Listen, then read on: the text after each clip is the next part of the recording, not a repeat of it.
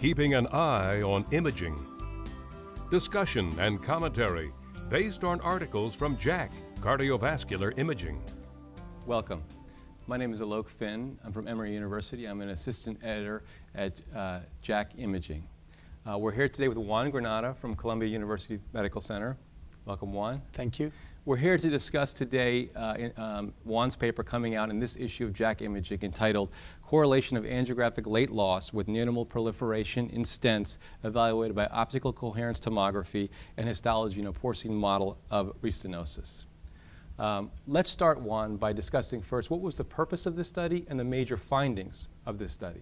Thank you for the invitation. As you know, angiographic late loss is the most common variable used in clinical trials that aim to identify and discriminate DS efficacy. Due to the resolution of angiography, one of the main questions that we had is how can we discriminate differences between DS, and especially if late loss can discriminate those differences. So we decided to design this study in a very simple way. We got 49 stents regardless of the drug platform, but we had drug-eluting and bare metal. And we implanted these stents in the regular porcine animal model with the only objective of achieving different levels of angiographic late loss. Then we did in vivo OCT to really see and analyze the amount of neointima in every single stent and compare those results with angiographic late loss and histology. Essentially, what we found is a very nice distribution of neointimal proliferation and angiographic late loss.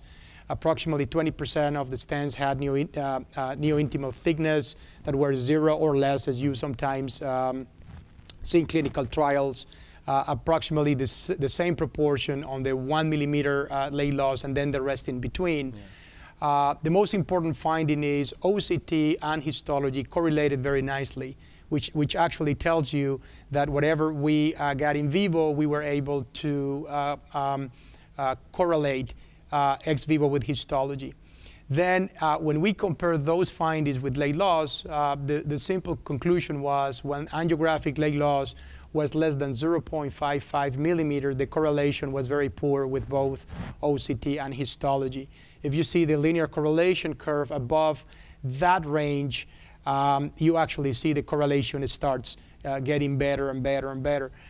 If you see previous literature, actually in human clinical trials, it's been suggested also that clinical events and actually angiographic late loss becomes relevant when the angiographic late loss approaches the 0.5 mark. So I think it's a very nice experimental way to settle this discussion.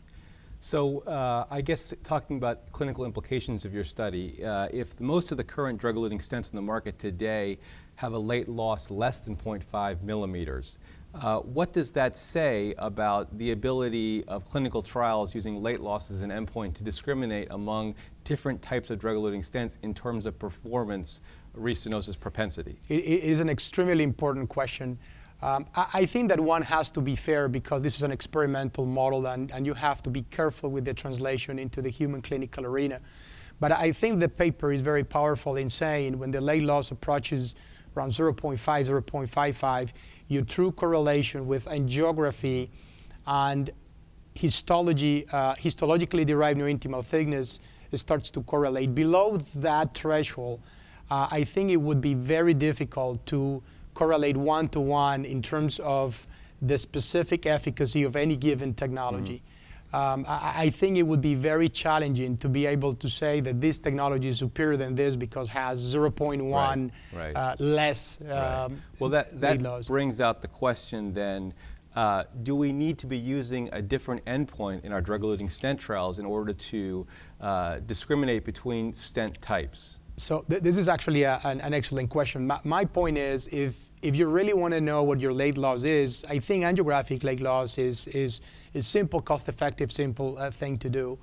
But in the way that I see it and based on this data, if you really want to discriminate or actually show efficacy over a different technology, you're going to have a technology with a higher resolution power of discrimination, such as OCT.